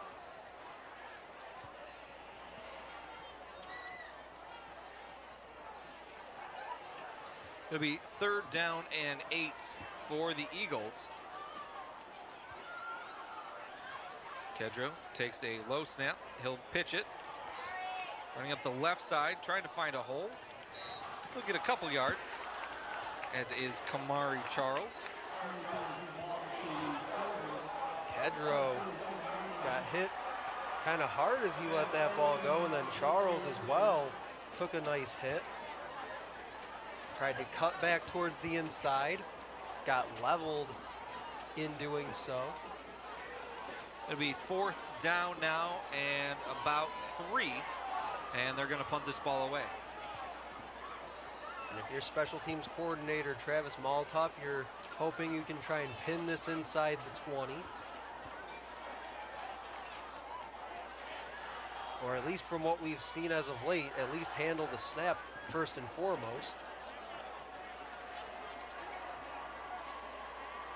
Good snap. The punt is away, a sky-high punt. It'll land at the 6 and roll into the end zone. It'll be a turnover on that, and the Falcons will take over at the 20.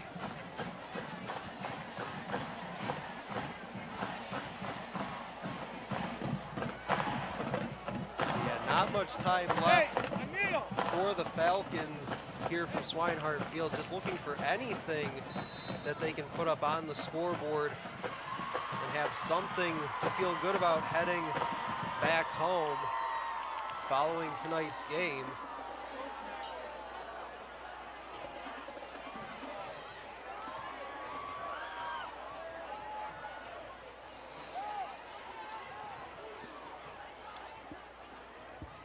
Now in at quarterback,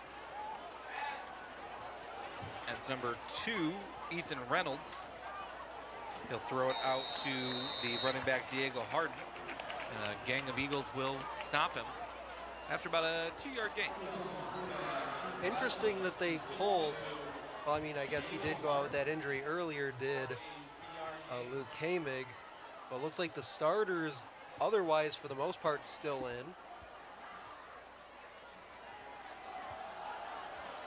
Because one thing is, if it is a minor injury, and we hope that it is, then they might want to be a little cautious on Luke Kamig.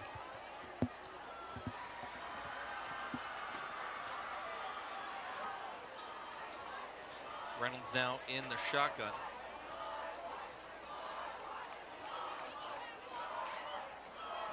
He'll take the snap, looking to his left.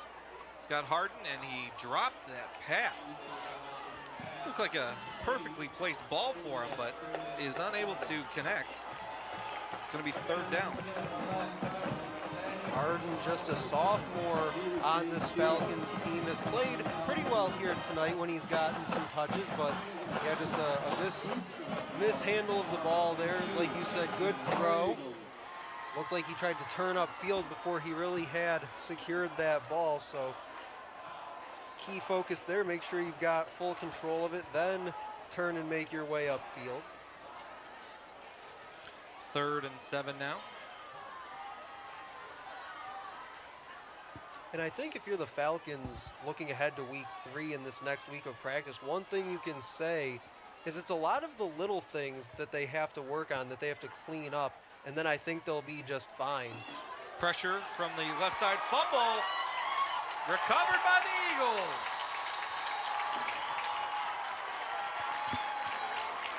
Coming off the edge,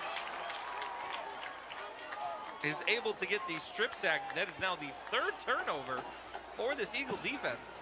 And what is that now, Chris? If I'm keeping a running tally in my head, I believe that's 7 now turnovers on the year for the Eagles defense. Has to be somewhere up around that range. But again, back-to-back plays, you see it there. Clean up the little things. Ball security on those last 2 plays is one of those big ones if you're the Falcons. Falcons are going to take a timeout before the Eagles get started on their drive. Well, next time you hear from us, it will be next Friday night under the lights. Utica High School taking on Grosse Pointe South right here. What do you think of that game? How do you feel? I'm excited for that one. The Chieftains week 1 came away with a big come-from-behind win, down 21-14 at the half on the road to Rochester. Had a Hail Mary winner at the end of the game on a tip in the end zone.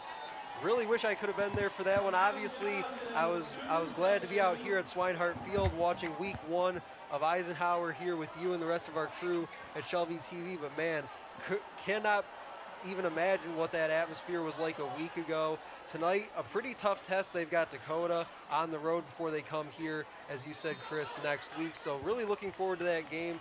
I really think Utica has a chance to do something, especially in the MAC white this year.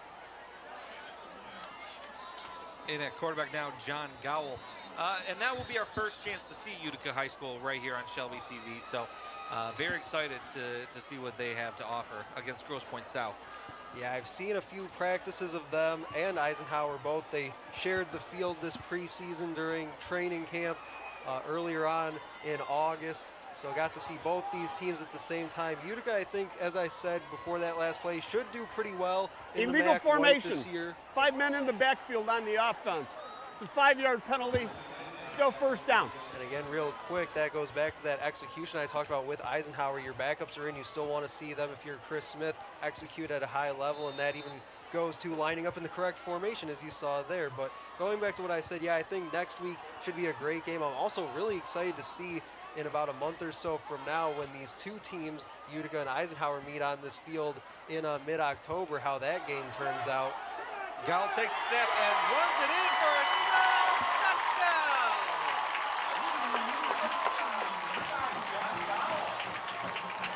John Gowell, the option play, keeps it himself, runs it all the way in for another Eagle touchdown. 46-0. Look who came out to meet him to celebrate that touchdown.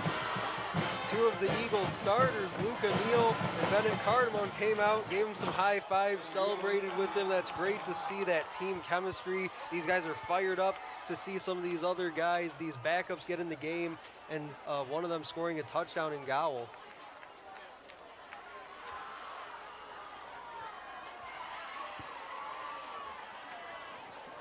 The extra point is up, and it is good.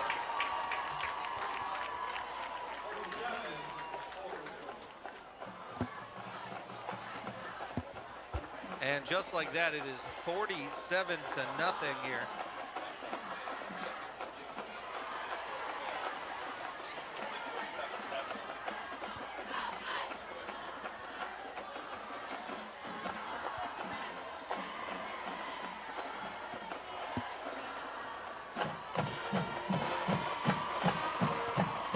Eagles marching band still in good spirits in this one. They've had a lot celebrate about and played the fight song on several occasions here tonight. And that's always a good thing for the marching band, as well as the cheer team. Definitely have a lot to celebrate about. 47 points worth. Coaching staff has got to be happy with the results that we've seen on the field tonight. 3:21 to go here.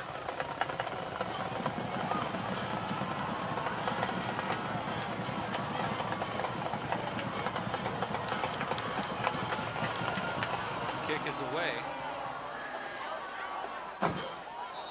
And that will fall into the end zone for a touchback. And Chris, we've talked about earlier in the broadcast, Eagles on their way to their first 2-0 start to a season for the first time since 2017. Again, I mentioned that 2017 team didn't lose a game until what ended up being their last game of the season in that regional game to West Bloomfield. I don't want to start drawing any comparisons between this team and that, but so far through the first 2 weeks, so far so good for this Eisenhower team. Haven't really been tested a whole lot, it seems, but as I've said, have to temper expectations a bit. That Mac Red is an absolute monster each and every week, so things can quickly change. That tune can quickly change once we get into conference play. And I think Coach Smith definitely just wants to take everything one game at a time. Absolutely, yeah. Pass out of the backfield caught by Andrew Florence.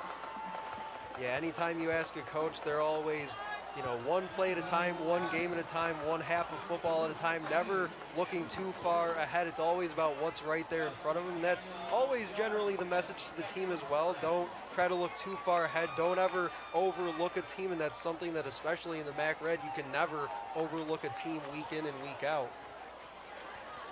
It's all about how you focus, how you prepare each and every week. But so far, as I said, so far so good in terms of that these first 2 weeks. Take the snap. Again, out of the backfield. Caught, but unable to make any more progress after that. Again, that was Andrew Florence. 2 minutes to go here in this fourth quarter. Nice rally to the football by Frank Asta, number 3 in blue. See, turns upfield there and right there to meet him for the tackle. Be 3rd down and 11.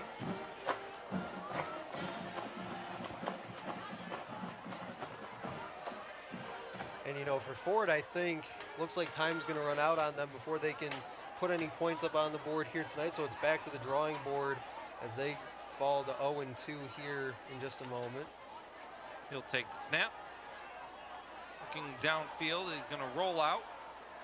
Still looking downfield. Pass falls incomplete. Be 4th down now for the Falcons. Clock continues to run under mercy rule here.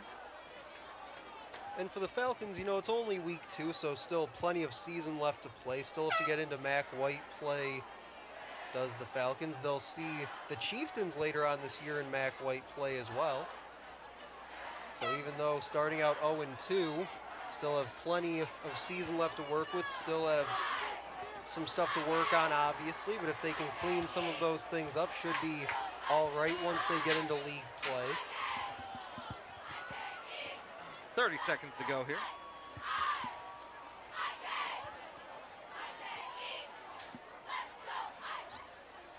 Punt is away.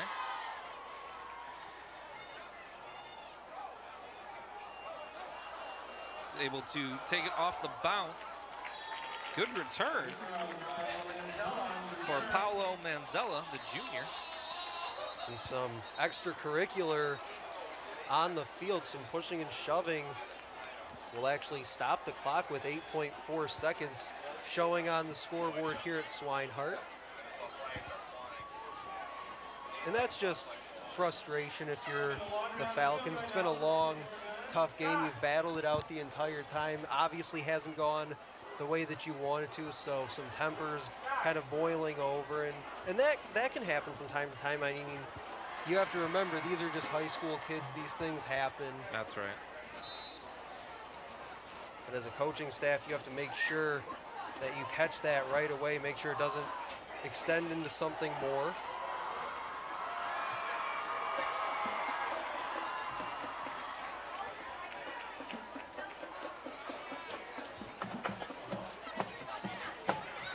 Looks like time has run out here at Swinehart Field, and that should do it. And that, yep, and right after those unsportsmanlike penalties now, you got to get into the handshake line and make sure everyone gets their sportsmanship in.